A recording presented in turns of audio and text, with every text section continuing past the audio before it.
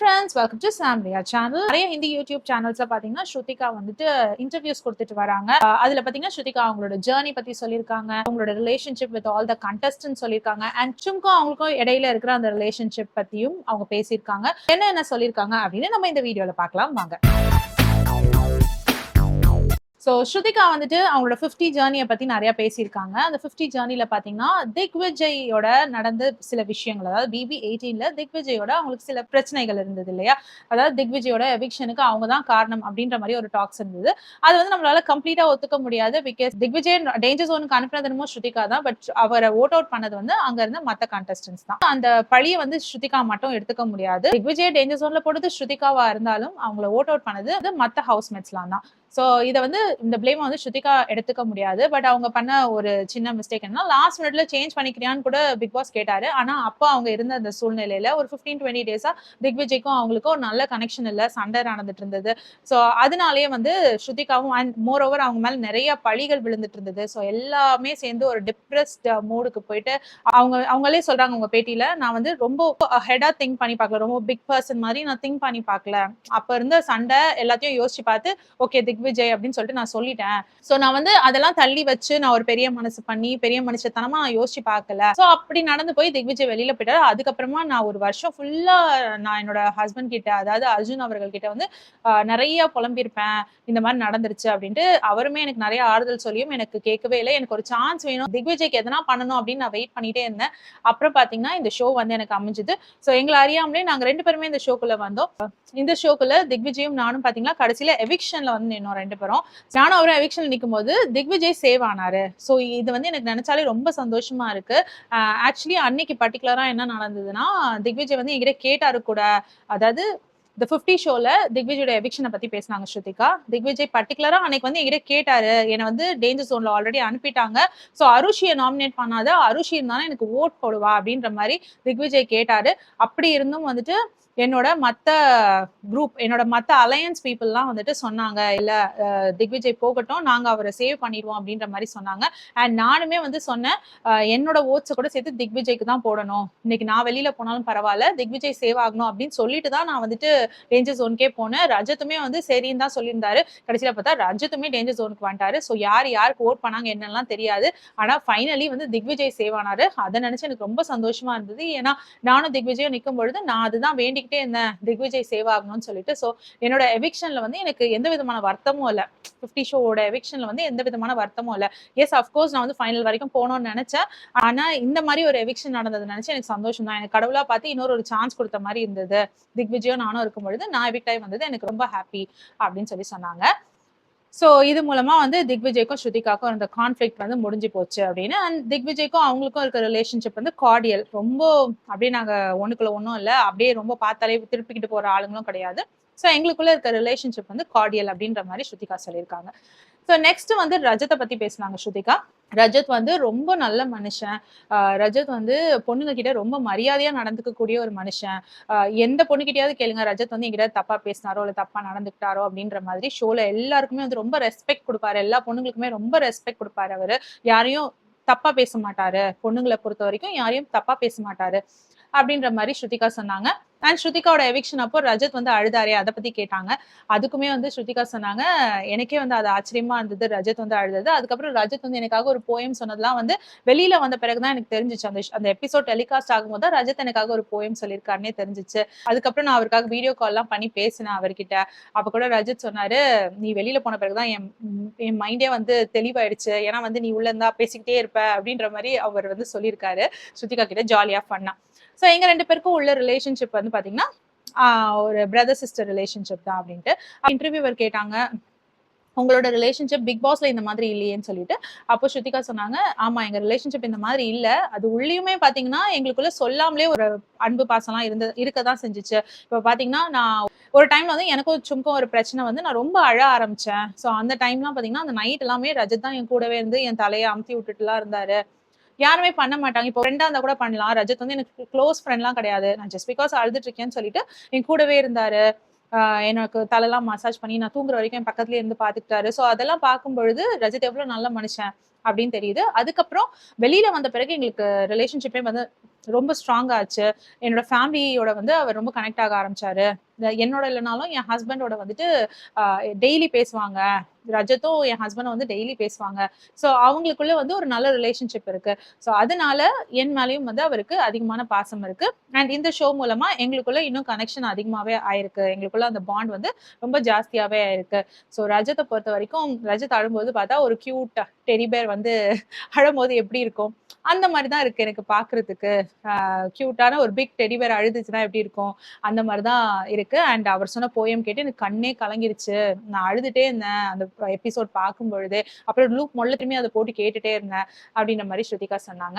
So Shruthika கிட்ட கேட்டாங்க, Rajat and ஷாஹத்தோட ரிலேஷன்ஷிப்ப பத்தி நீங்க என்ன நினைக்கிறீங்க? அப்படின்னு கேட்டதுக்கு ஸ்ருதிகா சொன்னாங்க, அவங்களோட ரிலேஷன்ஷிப் வந்து ரொம்ப அழகா இருக்கு. ஆன் ஸ்கிரீன்ல பார்த்தீங்கன்னா, அவங்க கெமிஸ்ட்ரி ரொம்ப நல்லா இருக்கு. பியாண்ட் தட் வெளியில பார்த்தீங்கன்னா, அவுட் சைட் வேர்ல்ட்ல வந்து அவங்களுக்குள்ள ஒண்ணும் நீங்க நினைக்கிற மாரியான எந்த கனெக்ஷனும் கிடையாது. அப்படின்னு அதுக்கு இன்டர்வியூவர் சொல்றாங்க. ஒரு பேட்டியில ரஜத் வந்து சாஹத்த நான் தங்கச்சின்னு சொல்ல மாட்டேன். அப்படி சிஸ்டர்ன்னு சொல்ல மாட்டேன் அப்படின்னு சொல்லிட்டாரு. ராக்கி கட்டுற நாள் வரும்போதோ நான் இங்க இருக்கவே மாட்டேன். நான் போயிருவேன். அப்படின்ற மாரி ரஜத் வந்து சொல்லியிருக்காரு. அத பத்தி நீங்க என்ன நினைக்கிறீங்க? அப்படின்னு சொல்லவும், ஸ்ருதிகா சொல்றாங்க, இல்ல சாஹத் எனக்கு ரொம்ப க்ளோஸ். அண்ட் ரஜத் கிட்டயும் நான் நல்லா பேசுவேன். நான் பேசினா 2 பேருமே உட்கார்ந்து கேட்பாங்க என்ன ஏதுன்னு சொல்லிட்டு. சோ அவங்க 2 பேர்கிட்டயும் நான் பேசியிருக்கேன். அவங்க 2 பேருக்குள்ள அந்த மாரி எந்த ரிலேஷன்ஷிப்பும் இல்ல. அவங்க வந்துட்டு நல்ல ஃப்ரெண்ட்ஸ் அப்படின்ற மாரி ஸ்ருதிகா சொல்லியிருக்காங்க. சாஹத் வந்து ஒரு இன்டர்வியூ அப்போ ரஜத்த வந்துட்டு என்னோட பிரதர்ன்னு சொல்லிட்டாங்களாம் அவங்க. சோ அத பத்தி நீங்க என்ன சொல்றீங்க? அப்படின்னு கேட்கவும், அதுக்கு ஸ்ருதிகா சொல்றாங்க, ஆமா பின்ன வந்து உங்கள பத்தி சாஹத் மேல ஒரு கேரக்டர் அசாசினேஷன் உள்ள வச்சாங்க. ரஜத் அண்ட் திக்விஜய் அவங்களெல்லாம் சேர்த்து வச்சு பேசுனாங்க. சோ அப்படி பேசும்பொழுது ஒரு பொண்ணு வந்துட்டு தன்னோட நிலைய ப்ரூவ் பண்ணோம் இல்லையா? அதனால வந்து நீங்கலாம் வந்து ரொம்ப ஸ்ட்ரெஸ் பண்ணி கேட்கும்பொழுது, வேற வழி இல்லாம பிரதர்ன்னு சொல்லியிருப்பாரு. மத்தபடி அவங்க 2 பேரும் நல்ல ஃப்ரெண்ட்ஸ் அப்படின்னு தான் வந்து ஸ்ருதிகா சொல்றாங்க. சோ கான்சாதி அண்ட் சாஹத் இவங்க 2 பேருக்குள்ள உள்ள அந்த பிரச்சனை பத்தி என்ன சொல்றீங்க? கான்சாதி வெளியில போயிட்டு இன்டர்வியூஸ்லலாம் சொல்லிட்டு இருக்காங்களாம். அந்த மாரி சாஹத் வந்து தப்பான ஆக்ஷன் பண்ணி காமிச்சாங்க. அதுதான் என்ன ட்ரிகர் பண்ணி பேச வச்சுச்சு. அப்படின்ற மாரி கான்சாதி வெளியில போய் எல்லா இன்டர்வியூஸ்லயும் சொல்லிட்டு இருக்காங்க. அண்ட் அந்த மாதிரியான அதாவது கேவலமான ஆக்ஷன்ஸ்லாம் பண்ணி காமிச்சாங்க. அந்த மாதிரியான ஆக்ஷன்ஸ் எல்லாம் வந்துட்டு எபிசோட்ஸ்ல கட் பண்ணிட்டாங்க. நான் பேசினத மட்டும் காட்டுனாங்க அப்படின்ற மாதிரி கான்சாதி எல்லா இன்டர்வியூஸ்லயும் சொல்லிட்டு வராங்க. சோ இத பத்தி நீங்க என்ன நினைக்கிறீங்கன்னு ஸ்ருதிகா கிட்ட கேட்டாங்க. ஏன்னா ஸ்ருதிகா அந்த சண்டை நடக்கும்பொழுது அங்கதான் இருந்தாங்க. சோ ஸ்ருதிகா அந்த என்டையர் சிச்சுவேஷனையுமே எக்ஸ்பிளைன் பண்ணாங்க. லைக் மனிஷா அழுதுட்டு இருந்தாங்க. சோ ஆஸ் அ ஃப்ரெண்டா என் ஃப்ரெண்ட் அழுதுட்டு இருந்தாங்க. நம்ம போய் கேட்போம் இல்லையா? சோ அந்த மாதிரி தான் நான் போனேன். அதுக்கு உடனே காஞ்சாதி என் மேல பாஞ்சு நீ எல்லா விஷயத்துக்கும் வந்துருவியே, எல்லா இடத்துலயும் ஃபுட்டேஜ் தேடி வந்துருவியே அப்படின்னு சொல்லிட்டு எனக்கு கத்த ஆரம்பிச்சா. நம்ம ஒரு ஃப்ரெண்ட் அழுதாங்கன்னா என்ன ஏதுன்னு தானே கேட்போம். சோ அந்த இன்டென்ஷன்ல தான் நான் போனேனே தவிர ஃபுட்டேஜ் அதெல்லாம் யோசிச்சு நான் போல. காஞ்சது என் மேல அப்படி சொன்ன உடனே எனக்கும் கோவம் வந்துச்சு.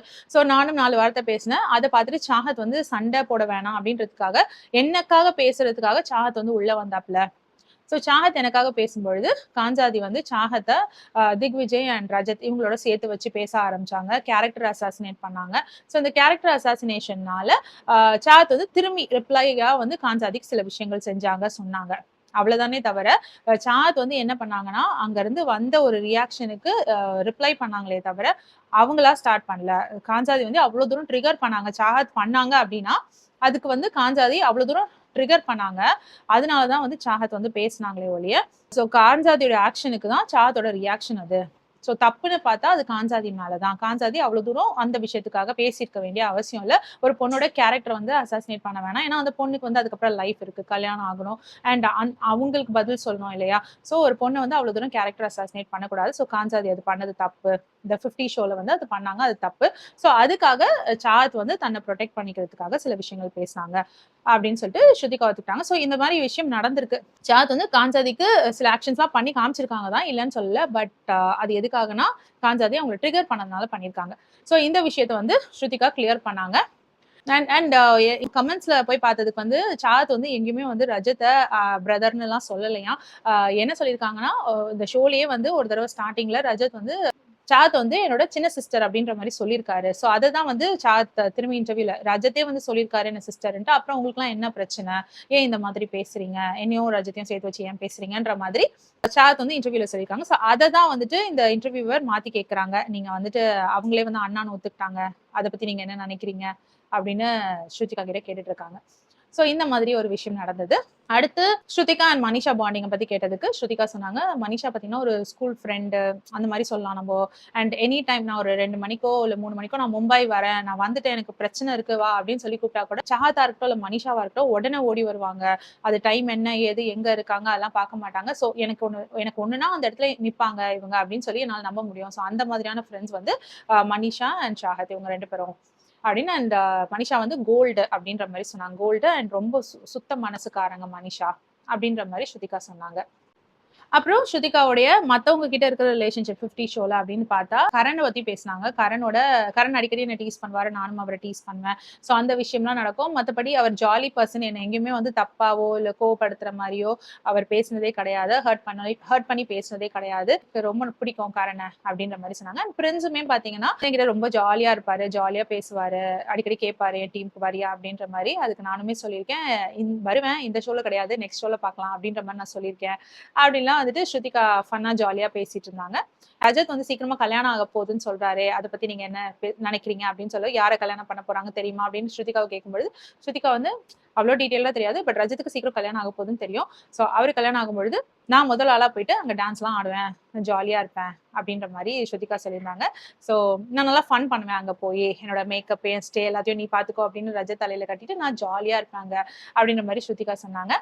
இப்படியே வந்துட்டு இன்டர்வியூவர் லாஸ்டா கேட்ட கேள்வி என்னன்னா, அவங்களுக்கு வந்து பிக் பாஸ்ல சில ரிலேஷன்ஷிப் இருந்தது இல்லையா, அச்சும் கரண் ஷில்பா இவங்களோடலாம் வந்து ஒரு ரிலேஷன்ஷிப் இருந்தது. இப்போ உங்களை வந்து அவங்களோடலாம் வச்சு பாக்குறது இல்லையே, நீங்க வந்து அவங்களோட எங்கேயுமே போறது இல்லை வரது இல்லை, ஒரு போட்டோஸ்ல கூட இருக்கிறது இல்லை, என்ன ஏன் அப்படி அப்படின்னு சொல்லி கேட்கவும் ஸ்ருதிகா வந்து சொல்றாங்க, ஆக்சுவலி வந்து எனக்கு கரண் கூட ஒரு ஃப்ரெண்ட்ஷிப் இருக்கு.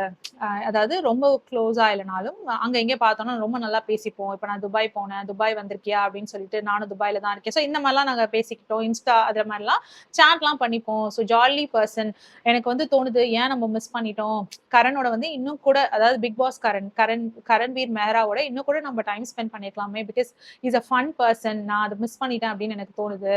கரண்வீர் மெஹராவோட இன்னும் கூட டைம் ஸ்பெண்ட் பண்ணிருக்கலாம், ஜாலியா இருந்திருக்கும் அப்படின்ற மாதிரி ஸ்ருதிகா சொல்றாங்க. பர்டிகுலரா இன்டர்வியூவர் வந்து சும்மா பத்தியே கேட்டுட்டு இருந்தாங்க. சும்மோட ரிலேஷன்ஷிப் என்ன ஆச்சு உங்களோட அப்படின்னு சொல்லி கேட்கவும் ஸ்ருதிகா வந்து சொல்றாங்க, அது வந்து ரியல் வேர்ல்டு, இது ரியல் வேர்ல்டு. அது உள்ள வந்து நிறைய எமோஷனல் கனெக்ட் எல்லாம் இருந்துச்சு பிக் பாஸ் உள்ள. ஸோ வெளியிலயும் வந்துட்டு நமக்கு வந்து எமோஷனல் கனெக்ட்ஸ் எல்லாம் இருக்கு. நான் இருக்கிற என்னோட ஃப்ரெண்ட்ஸ் சுத்து வட்டாரத்தோட நான் ரொம்ப ஹாப்பியா இருக்கேன், ரொம்ப சந்தோஷமா இருக்கேன். அவங்கலாம் எனக்கு ஃப்ரெண்ட்ஸா கிடைச்சது வந்து ரொம்ப சந்தோஷமா இருக்கு. ஸோ இப்போ இருக்கிற என்னோட ஃப்ரெண்ட்ஸ் அந்த ஃப்ரெண்ட்ஷிப் வேர்ல்டுக்குள்ள வந்து நான் ரொம்ப ஹாப்பியா இருக்கேன். ஸோ எனக்கு இது போதும் அப்படின்ற மாதிரி சொன்னாங்க. அதாவது என்னன்னா, ஸ்ருதிகா அண்ட் சும் வந்து இப்போ கனெக்ஷன்ல இல்ல, அவங்க 2 பேரும் வந்து பேசிக்கிறது இல்ல அப்படின்றது இது மூலமா தெரியுது. அஃப்கோர்ஸ் ஸ்ருதிகா அண்ட் சும் இவங்க 2 பேரும் கூட அன்ஃபாலோ பண்ணிக்கிட்டாங்க. ஸோ எங்க வந்து ரொம்ப பொசசிவ்னஸ் அண்ட் அட்டாச்மெண்ட் இருக்கும், அங்க ரொம்ப எதிர்பார்ப்புகள் இருக்கும் இல்லையா. ஸோ அதனால அவங்க 2 பேருக்குள்ள ஏதோ ஒரு கிளாஷ் ஆகி என்ன நடந்ததுன்னு அப்படி தெரியல. ஸ்ருதிகா வந்து ஓப்பனா அதை சொல்லல, பட் வந்து இப்போ இருக்கிற என்னோட ஃப்ரெண்ட்ஸோட நான் ஹாப்பியா இருக்கேன். ஸோ அதுக்காக வந்து நான் கடவுளுக்கு நன்றி சொல்றேன். அண்ட் அவங்கலாம் வந்து ரொம்ப நல்ல மக்கள், அவங்கலாம் ரொம்ப நல்லா இருக்கணும் நான் மனசார சொல்றேன். அவங்க நல்ல மக்கள், அதனால அவங்களுக்கு நல்லதே நடக்கும், அதை நான் மனசார சொல்றேன் அப்படின்ற மாதிரி ஸ்ருதிகா வந்து சொல்லி முடிச்சுட்டாங்க. ஸோ சும்மன் ஸ்ருதிகா வந்து இப்போ கனெக்டடா இருக்காங்களா இல்லையா அப்படின்னு கேட்டா இல்ல, அதுதான் வந்து பதில். ஸோ இதுதான் வந்து ஸ்ருதிகா வெளியில வந்து கொடுத்த இன்டர்வியூஸோட சின்ன சின்ன கிளிம்ஸ். இதுதான் வந்து இந்த 50 ஷோல அவங்க பண்ண விஷயங்களை பத்தி பேசினாங்க. 50 ஷோல அவங்களுக்கு நடந்த சில விஷயங்களை பத்தி நிறைய கிளாரிட்டிஸ்லாம் கொடுத்தாங்க. ஸோ அதை பத்தி தான் உங்ககிட்ட எக்ஸ்பிளைன் பண்ணியிருக்கேன். இந்த வீடியோ உங்களுக்கு பிடிச்சதுன்னா, ஸ்ருதிகாவுடைய ஜேர்னி இந்த 50 ஷோல உங்களுக்கு பிடிச்சிருந்ததுன்னா ஒரு ஹார்ட் கமெண்ட் பண்ணுங்க. ஸோ நீங்க என்ன இந்த ஸ்ருதிகாவுடைய இன்டர்வியூஸ் பத்தி நினைக்கிறீங்க அப்படின்றதையும் கமெண்ட் செக்ஷன்ல எழுதுங்க, நான் படிக்க ஆர்வமா இருக்கேன். இந்த வீடியோ உங்களுக்கு பிடிச்சதுன்னா please like, share and subscribe. வேற ஒரு வீடியோல திரும்பி மீட் பண்ணலாம். Until then, it's bye from Jemima. Take care.